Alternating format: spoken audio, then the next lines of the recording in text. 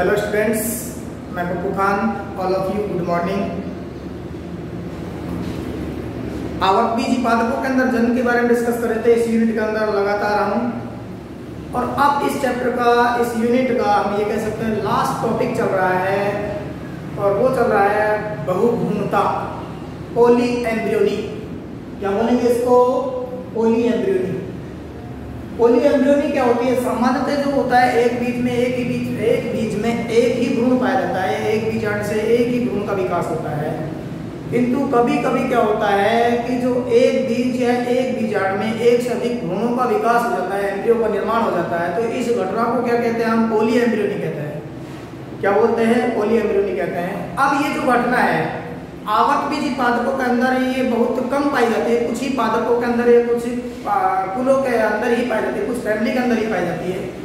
लेकिन अनावर्त बीजी पादपों के बारे में डिस्कस करते हैं। अनावर्त बीजी पादपों में ये सामान्य घटना है, वहां पर पॉली एम्ब्रियोनी एक जनरल फैक्टर है, सामान्य लक्षण पाया जाता है। वहां पर आमतौर पर ये पॉली एम्ब्रियोनी पाई जाती है, यानी कि एक से अधिक भ्रूणों का विकास होता है एक बीज के अंदर या एक बीजांड से। तो इसके बारे में हम सबसे पहले बात करते हैं कि यहाँ जो बात करते हैं कि जो पॉली एम्ब्रियोनी है, इसके बारे में सबसे पहले किसने देखा है? सबसे पहले इसके बारे में देखा है एंटोनी वॉन लेवनहॉफ। एंटोनी वॉन लेवनहॉफ एक वैज्ञानिक हुआ है, एंटोनी वॉन लेवनहॉफ। इस एंटोनी वॉन लेवनहॉफ ने सर्वप्रथम पॉली एम्ब्रियोनी का सर्वप्रथम बहुभ्रूणता का अध्ययन किया। सर्वप्रथम बहुभ्रूणता का क्या किया है? अध्ययन किया है। किसमें किया है बहुभ्रूणता का अध्ययन? संतरे के अंदर। किसमें किया है? संतरे में। किसमें किया है? संतरे में। तो खास बात यह है कि पॉली एम्ब्रियोनी के बारे में ये पूछा जाता है अक्सर कि पॉली एम्ब्रियोनी के बारे में सबसे पहले अध्ययन किसने किया है? एंटोनी वॉन लेवनहॉफ ने। जैसे आपको याद होगा, ये पता होगा कि एंटोनी वॉन लेवनहॉफ ने सूक्ष्मदर्शी के बारे में सबसे पहले बताता है। सूक्ष्मदर्शी का आविष्कार भी किसने किया है? एंटोनी वॉन लेवनहॉफ ने किया है। तो इन्होंने क्या है? सर्वप्रथम बहुभ्रूणता का अध्ययन किया है। किसी भी बीज के अंदर एक से अधिक जो भ्रूण है, उनका निर्माण की जो घटना है उसको किसने देखा है? लेवनहॉफ ने देखा है। किसने देखा है? संतरे के अंदर देखा है। ठीक है। अब इसकी परिभाषा देखी जाए तो हम देखते हैं परिभाषा क्या होती है इसके अंदर। जब एक बीज या बीजांड से एक से अधिक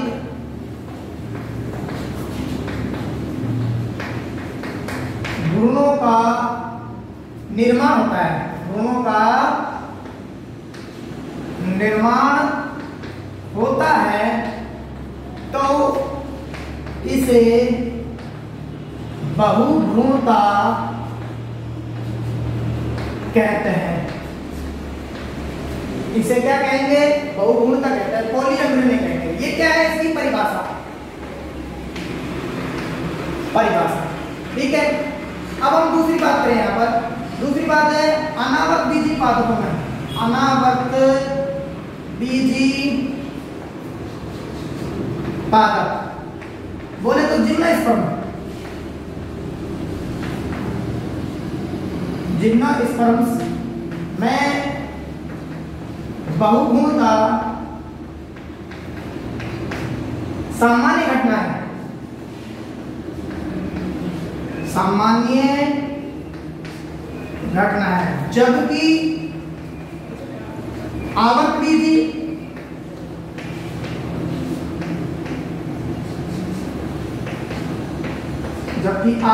पादपों में, आवक बीजी मतलब एंजियोस्पर्म, आवक बीजी पादपों में यह कुछ कुल के पौधों में ही पाई जाती है। कुछ कुल के पौधों में पाई जाती है। वेरी वेरी इंपॉर्टेंट जो एग्जांपल है हमारे पास वो है सिट्रेसी कुल। कौन सा कुल है? सिट्रेसी कुल। और किसका है ये? आवत बीजी। आवत बीजी, आवत बीजी जो कुल है हमारे पास सिट्रेसी, उस सिट्रेसी कुल के जो पादप है उनके अंदर क्या पाई जाती है? बहुगुणता पाई जाती है। इसके अलावा कुछ पादप है हमारे पास, जैसे नींबू है, तंबाकू भी तो सिट्रेसी के अंदर ही आता है। एग्जाम्पल के लिए अगर हम बात करें, और नींबू है, संतरा है, तंबाकू है, लीलियम है और फ्रेटलेरिया या प्रोटेलेरिया,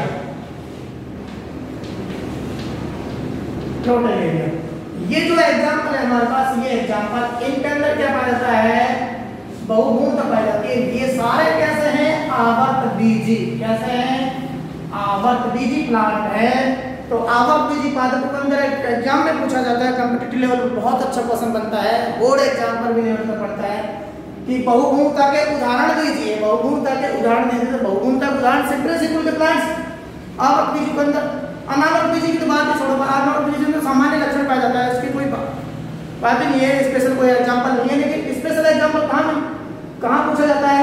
ये पूछा जाता है आवत बीजी पादपों के अंदर पाया जाता है। तो आवत बीजी पादपों के अंदर नींबू है, संतरा है, तंबाकू है, लीलियम है, प्रोटेलेरिया, ये जो प्लांट्स है इनके अंदर क्या पाई जाती है? बहुगुणता पाई जाती है। अब हम बात करेंगे ये जो बहुगुणता है, इस बहुगुणता के दौरान क्या होता है? बीजाणु में एक से अधिक भ्रूण का निर्माण हो जाता है। अब ये क्या सारे भ्रूण जीवित रहते हैं? नहीं होते, इनमें सारे भ्रूण जीवित नहीं होते हैं, इनमें से कुछ ही भ्रूण या एक ही भ्रूण जीवित रहता है, शेष भ्रूण क्या हो जाते हैं? नष्ट हो जाते हैं, निष्क्रिय हो जाते हैं। इसके अलावा हम एक एग्जांपल देते हैं इसमें, और वो एग्जांपल है वेंडा। कौन सा एग्जांपल है? वेंडा। वेंडा अधिपादक है। क्या है? अधिपादक, एपिफाइट्स, एपिफाइट्स बहुत इंपॉर्टेंट एग्जांपल अधिपादक। कई बार यही पूछ लिया जाता है कि अधिपादक का उदाहरण है वेंडा। कौन सा है? वेंडा। वेंडा है, ये जो पादप है इसके अंदर भी क्या पाई जाती है? बहुगुणता पाई जाती है, बहुगुणता पाई जाती है। बट किंतु इसमें से केवल एक ही भ्रूण जीवित रहता है लास्ट में, अन्य शेष जो भ्रूण होते हैं, एक से अधिक भ्रूण होते हैं, वो कैसे हो जाते हैं? नष्ट हो जाते हैं।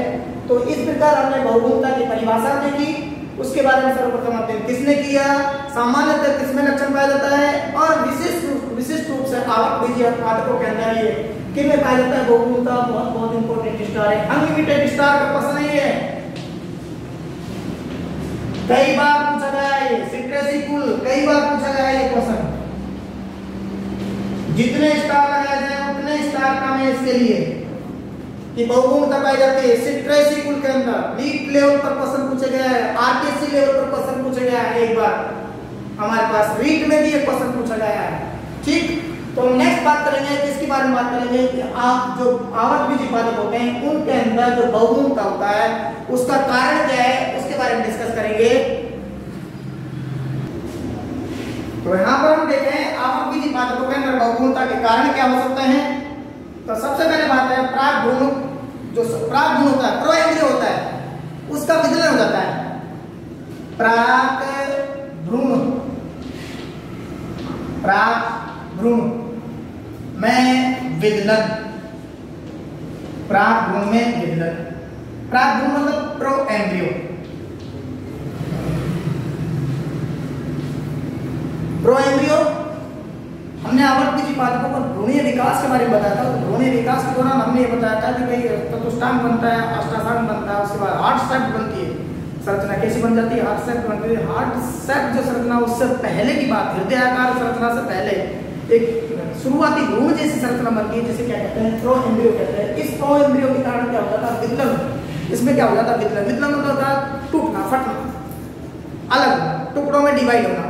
तो जितने टुकड़े बनेंगे प्राक भ्रूण के अंदर उतने ही क्या है? भ्रूण का विकास होता है, उतनी संख्या में भ्रूण या एम्ब्रियो का निर्माण होता है। तो इस घटना से क्या है? पॉलीएम्ब्रियो डेवलप होती है। नेक्स्ट बात करें हम विदलन के बहुगुणता के प्रकार में, और वो है हमारे पास अंडकोशिका। अंडकोशिका के अतिरिक्त, अंडकोशिका के अतिरिक्त किसी अन्य कोशिकाओं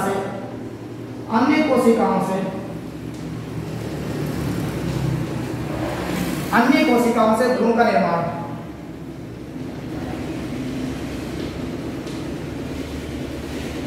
ये हो गया।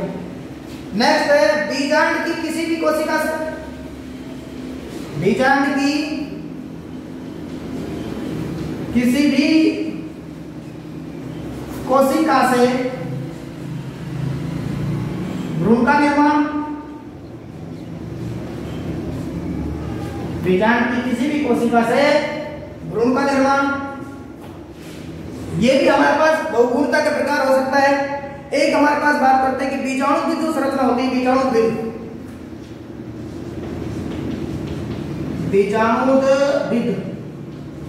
बोले तो मादा युग्मविद।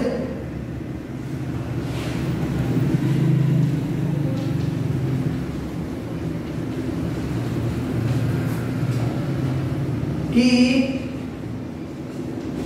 किसी भी कोशिका से भ्रूण का निर्माण।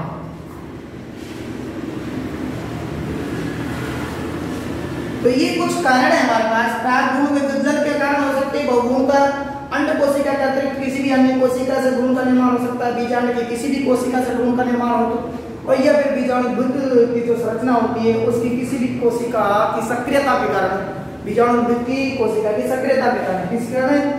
सक्रियता के कारण, किसी भी कोशिका की सक्रियता के कारण, सक्रियता के कारण भी क्या होता है, एक से अधिक भ्रूण का विकास हो जाता है। तो इस घटना को क्या बोलते हैं हम? पॉलीएम्ब्रियोनी कहते हैं। ठीक है, तो यहां हमने बात की थी पॉलीएम्ब्रियोनी के प्रकार। नेक्स्ट हम बात करेंगे बहुभ्रूण किस प्रकार निर्मित होते हैं, उनका प्रकार हम देखते हैं यहाँ पर। तो बहुभ्रूण का निर्माण या विकास, बहुभ्रूणों का निर्माण किस प्रकार होता है, इसके बारे में डिस्कस करेंगे हम यहाँ पर। सबसे बात करेंगे विदलन बहुभ्रूणता। विदलन बहुभ्रूणता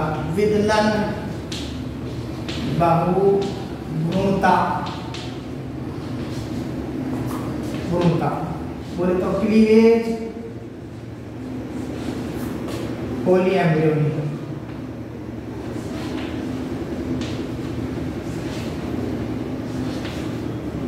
क्लीवेज, पॉलीएम्ब्रियोनी। विदलन बहुभ्रूणता में क्या होता है? जो विदलन होता है वो विभाजित हो जाता है, और विदलन के अंदर क्या होता है? विभाजन होता है। विभाजन कैसे होता है? एक प्रकार के समसूत्री विभाजन है। किस प्रकार का विभाजन है? समसूत्री प्रकार का विभाजन। बट इससे निर्मित कोशिकाओं का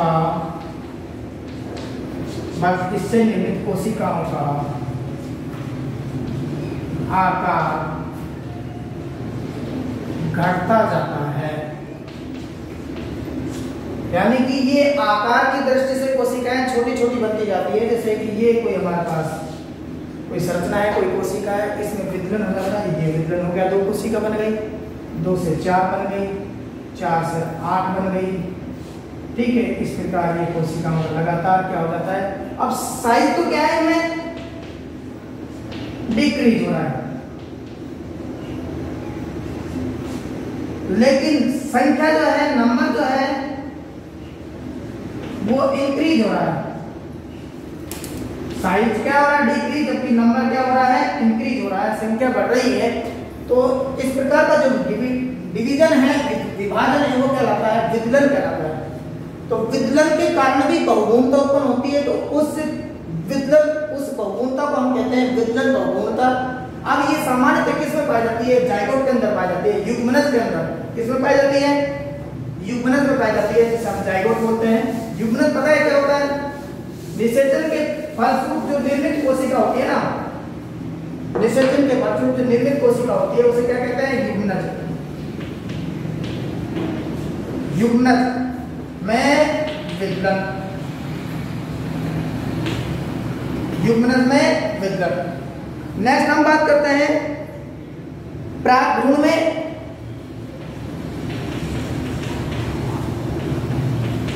भी क्या हो जाता है, वितरण हो जाता है।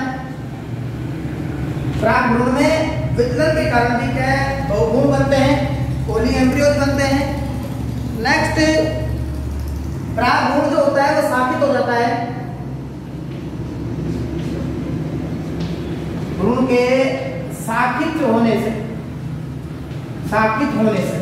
वितरण हो जाता है, जिसके कारण पोली जो प्रो एम्ब्रियो होता है वो शाखा में डिवाइड हो जाता है। जितनी शाखाएं बनती है उतने क्या बन जाते हैं, उसमें एम्ब्रियोज बन जाते हैं, भ्रूण बन जाते हैं। तो इस घटना को हम क्या कहते हैं, क्या बोलेंगे, वितरण बहुभ्रूणता बोलेंगे। क्या बोलेंगे, वितरण बहुभ्रूणता। अब हम नेक्स्ट जो बात करते हैं वितरण बहुभ्रूणता के अलावा, वो बात करते हैं यहाँ पर अंड कोशिका के अलावा भ्रूण कोश की किसी भी कोशिका से अगर भ्रूण बन रहा है, अंड कोशिका के अलावा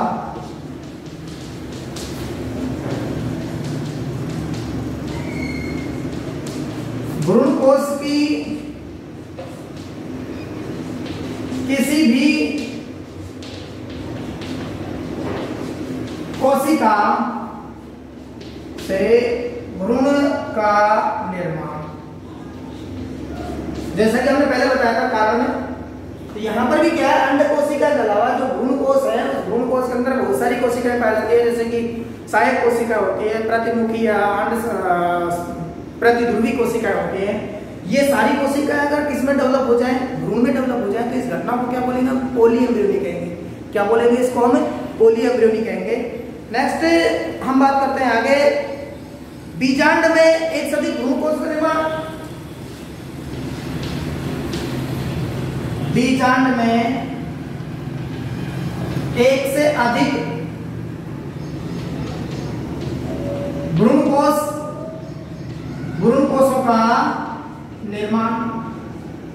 भाई सामान्यतः हमने ये देखा है अब तक कि जो बीजांड होता है उसके अंदर एक ही भ्रूण कोश का निर्माण होता है, एक ही मादा युग्मोद्भिद का निर्माण होता है। अगर बीजांड के अंदर एक से अधिक मादा युग्मोद्भिद या भ्रूण कोशों का निर्माण हो जाए, तो प्रत्येक भ्रूण कोश या प्रत्येक मादा युग्मोद्भिद जो होगा अलग अलग भ्रूण का निर्माण करेगा। तो इस घटना में भी क्या आ रही है, हमारे पास बहुभ्रूणता दिखाई दे रही है। तो इस प्रकार भी क्या होता है, बहुभ्रूणों का निर्माण होता है, यानी कि हम कह सकते हैं पोली एम्ब्रियोज फॉर्मेशन होता है। नेक्स्ट हम बात करते हैं बीजांड में उपस्थित, बीजांड का बीजांड में उपस्थित बीजांड काय, बीजांड काय होता है, न्यूक्लियस बोलते हैं इंग्लिश के अंदर। इसमें क्या होता है, जो बीजांड के अंदर जो भ्रूण कोश होता है उसके जस्ट बाहरी जो आवरण होता है उसे क्या कहते हैं, न्यूक्लियस कहते हैं। बीजांड काय की कोशिकाओं से भ्रूण का निर्माण,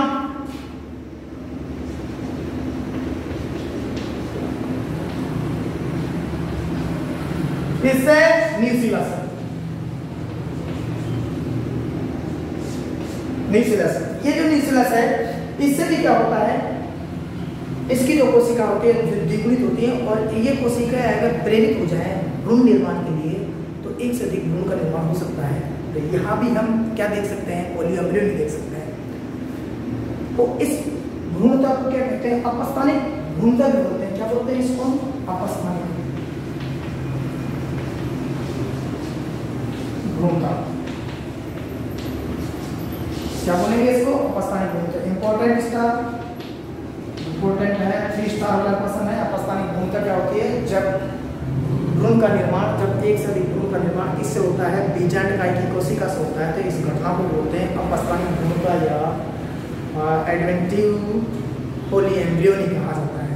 ठीक है, अब हम बात करते हैं बहुभ्रूणता की सार्थकता या सिग्निफिकेंस, या इसका इंपॉर्टेंस क्या है, बहुभ्रूणता का महत्व। बहुभ्रूणता की सार्थकता या सिग्निफिकेंस या इसका इंपॉर्टेंस के बारे में बात करें तो बहुभ्रूणता का जो सिग्निफिकेंस है वो हम बात कर सकते हैं, किसके अंदर बात कर सकते हैं, आनुवंशिक क्षेत्र में बात कर सकते हैं। आनुवंशिक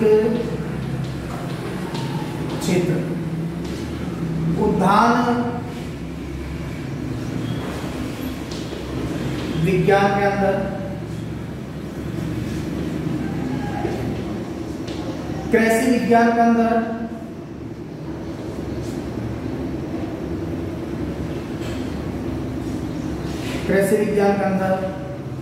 नेक्स्ट हम बात कर सकते हैं कृषि विज्ञान के अलावा इसके अंदर हम बात कर सकते हैं बहुगुणता का, जो वो है पादप प्रजनन। इनके अंदर हम ये जो है बहुगुणता का महत्व है, सिग्निफिकेंस है। अब होता क्या है इसके अंदर, सबसे पहले बात करते हैं हम यहाँ पर इसका इम्पोर्टेंस क्या है। तो इम्पोर्टेंस ये है कि हमने अभी बताया था कि बहुगुणता जो होती है, बहुगुणता बीजांडकाय की कोशिकाओं से भी डेवलप हो सकती है। तो बीजांडकाय की कोशिकाओं से जब बहुगुणता उत्पन्न होती है तो निर्मित होने वाले जो भ्रूण होते हैं वो मात्र पौधे के समान होते हैं, मदर प्लांट्स के समान होते हैं। इस कारण वो हम क्या कह सकते हैं, उनको क्लोन कह सकते हैं। क्या कह सकते हैं? क्लोन। तो हम यहाँ ये कह सकते हैं बीजांड काय की कोशिकाओं से निर्मित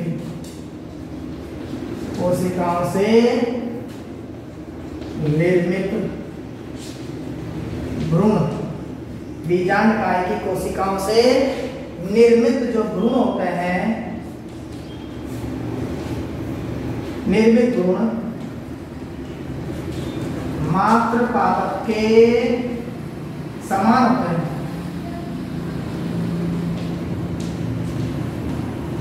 मात्र पादप के कैसे होते हैं? समान होते हैं। अर्थात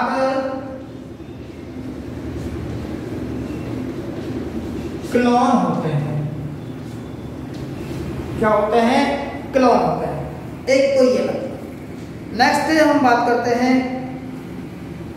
जो ये बीजांडकाय की कोशिकाओं से जो निर्मित भ्रूण जो होता है वो ओज युक्त होता है, विग्योर युक्त होता है। विग्योर बीजांड काय से निर्मित भ्रूण ओज मतलब VIGOUR विग्योर युक्त होता है। विग्योर युक्त होता है, ताकत युक्त होता है। मतलब एक तरह से हम ये कह सकते हैं हर कंडीशन में सर्वाइवल कर सकता है, सर्वाइव कर सकता है, जीवित बना रह सकता है। इस प्रकार हम ये कह सकते हैं। नेक्स्ट तीसरा जो है सिग्निफिकेंस है इसका कि बीजांडकाय से निर्मित जो भ्रूण होते हैं रोग निरोधी होते हैं। कैसे होते हैं? बीजांड काय से निर्मित भ्रूण रोग रहित होते हैं। रोग रहित होते हैं। कैसे होते हैं? रोग रहित होते हैं। तो रोग रहित पादप प्राप्त करने के लिए हम अगर यूज करें तो क्या यूज करेंगे? पोलियम्ब्रियनी। और किसकी कोशिकाओं का उपयोग करेंगे? बीजांडकाय की कोशिकाओं का। बहुत बहुत इंपॉर्टेंट है ये कि भाई रोग रहित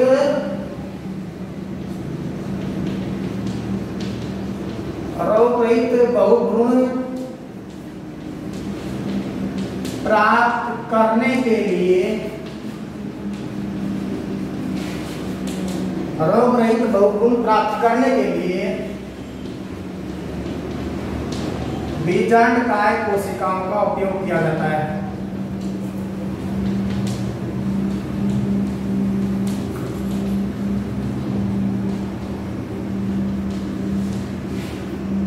बीजांडकाय कोशिकाओं का उपयोग किया जाता है।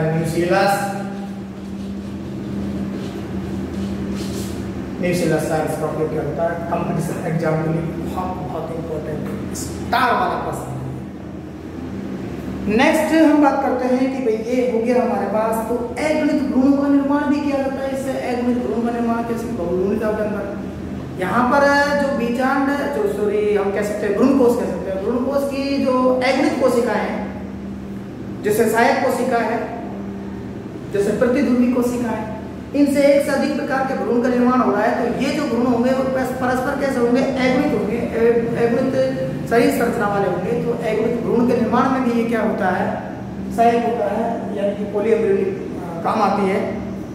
नेक्स्ट एक इंपॉर्टेंट क्वेश्चन है कि भाई लगातार अगुणित भ्रूण का निर्माण करने या पादपों का निर्माण करने के लिए हम क्या करते हैं, कोल्चिसिन द्वारा समयुग्मनता प्राप्त करते हैं। कोल्चिसिन एक रसायन है, कोल्चिसिन बहुत इंपॉर्टेंट बात है। कोल्चिसिन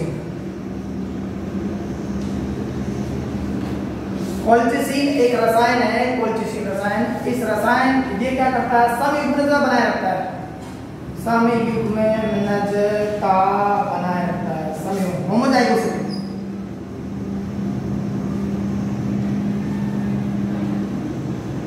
क्या बनाए रखता है, ये होमोजाइगोसिटी बनाए रखता है। इस होमोजाइगोसिटी के कारण क्या होता है, पादप जो होते हैं समयुग्मित बने रहते हैं।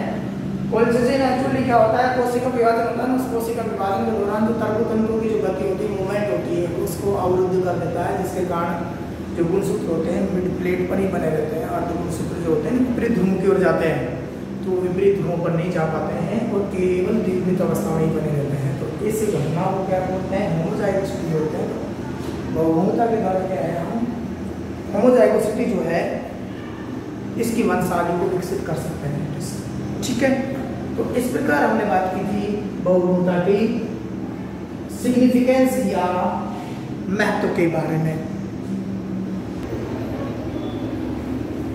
तो बहुभुमता के बाद में हम इस चैप्टर के अंदर कुछ और टेक्निकल टर्म्स हैं जिनके बारे में बताया गया है किसी वैज्ञानिक के द्वारा, व्यक्ति विशेष के द्वारा, तो उनके बारे में डिस्कस करते हैं। कई बार एग्जाम में ये पूछ लिया जाता है कि ये घटना किसने बताई थी, इस घटना के बारे में सर्वप्रथम अध्ययन किसने किया था, तो वो यहाँ पर देखते हैं। तो युग्मक संलेन की जो प्रक्रिया है, जिसे उभय मिश्रण नाम दिया गया है, एम्फीमिक्सिस कहते हैं, जिसे क्या कहते हैं, एम्फीमिक्सिस। ये विंकलर ने दिया है इसका नाम। किसने दिया है, विंकलर। किसने दिया है इसको, विंकलर ने। युग्मक संलेन की प्रक्रिया को उभय मिश्रण का जो नाम दिया है, एम्फीमिक्सिस जो शब्द दिया है, वो किसने दिया है, विंकलर ने दिया है। किसने, वैज्ञानिक ने, विंकलर ने। असंजनन की जो प्रक्रिया है, एपोमिक्सिस जो प्रक्रिया है, ये भी किसने दी है, विंकलर ने दी है, विंकलर। कॉम्पिटिटिव एग्जाम के अंदर कुछ क्वेश्चन पूछ लिए जाते हैं, वैज्ञानिक संबंधित, कोर्स खबर संबंधित पूछ लिए जाते हैं, तो वहां पर हम यहाँ इन क्वेश्चनों को, इन पॉइंट्स को याद करके, याद रखकर उन समस्याओं से हम बच सकते हैं, उन क्वेश्चनों को सोल्व कर सकते हैं। ये जो असंजनन जो शब्द है, ये असंजनन की जो घटना है, इसके बारे में किसने बताया है, विंकलर ने बताया है। और अब हम बात करते हैं अनिषेक फलन, जिसे पार्थेनोग्राफी कहा गया, जिसमें हमने ये कहा कि बिना निषेचन के ही फल का निर्माण होता है। जिसके अंदर क्या कहा था हमने, बिना निषेचन के ही फल का निर्माण हो जाता है। तो इसके बारे में जो बताया है वो बताया ज्यूल और मुर्बे, बहुत इंपॉर्टेंट है, ज्यूल एवं मुर्बे, ये दो वैज्ञानिक है, ज्यूल एवं मुर्बे। इन दो वैज्ञानिकों ने अनिषेक फलन के बारे में बताया, पार्थेनोग्राफी के बारे में बताया। और ये जो पोलिएम्ब्रियोनी है, जो पोलिएम्ब्रियोनी जिसको भी हमने बताया था, ये पोलिएम्ब्रियोनी के बारे में किसने बताया, लेवनोव। किसने बताया है, लेवनोव। पोलिएम्ब्रियोनी के बारे में जो बताया है, डिस्कस किया है, अध्ययन किया है, किसके अंदर की थी, संतरा के अंदर। किसके अंदर पोलिएम्ब्रियोनी का अध्ययन किया है, लेवनोव ने संतरा के अंदर किया है। और एक वैज्ञानिक आता नॉल और रस्का, नॉल एवं रस्का, नॉल एवं रस्का, इन्होंने क्या है, संयुक्त सूक्ष्मदर्शी का आविष्कार किया है, संयुक्त सूक्ष्मदर्शी। इसका आविष्कार किया है संयुक्त सूक्ष्मदर्शी का, किसने, नॉल एवं रस्का ने इसका आविष्कार किया है, संयुक्त सूक्ष्मदर्शी का। और ये जो लेवन हो गए, इसने सूक्ष्मदर्शी बनाई सबसे पहले। माइक्रोस्कोप के बारे में सबसे पहले जो बात बताई थी, सबसे पहले जो माइक्रोस्कोप जैसी युक्ति जो निर्मित की, वो किसने की है, लेवनहोफ ने की है। और यहाँ पर नॉल और रस्का ने इसको संयुक्त सूक्ष्मदर्शी के बारे में बात की है, ये थोड़ी एडवांस सूक्ष्मदर्शी है। अब ये चैप्टर और ये यूनिट जो है हमारी आवर्तबीजी पादपों के अंदर ये समाप्त हो जाती है। नेक्स्ट वीडियो के अंदर इस यूनिट के अंदर जो 4 चैप्टर बताए गए थे, 4 चैप्टर जो हमने समझाए थे आपको, उन चारों चैप्टरों से महत्वपूर्ण प्रश्न जो कि कॉम्पिटिटिव लेवल पर प्रतियोगी परीक्षाओं के अंदर, बोर्ड की एग्जाम के अंदर जो क्वेश्चन आते हैं, उन क्वेश्चनों को हम डिस्कस करेंगे नेक्स्ट वीडियो के अंदर। तो इन वीडियोस को देखते हुए लास्ट जो वीडियो बनाना जा रहा हूं मैं, महत्वपूर्ण प्रश्नों का लगभग कोशिश करूंगा मैं 100 क्वेश्चन उसमें सम्मिलित करने का, और उन 100 क्वेश्चनों को अगर आप याद कर लेते हैं तो इस चैप्टर से संबंधित, इस यूनिट से संबंधित जितने भी क्वेश्चन एग्जाम के अंदर आएंगे वो क्वेश्चन एक भी बाहर नहीं जाएगा। ये गारंटी के साथ कहता हूं कि ये मेरा एक्सपीरियंस कह रहा है। एक्सपीरियंस के आधार पर मैं उन क्वेश्चनों को सेटअप करूंगा और आप उनको अवश्य देखें, याद करें। ठीक है, ओके।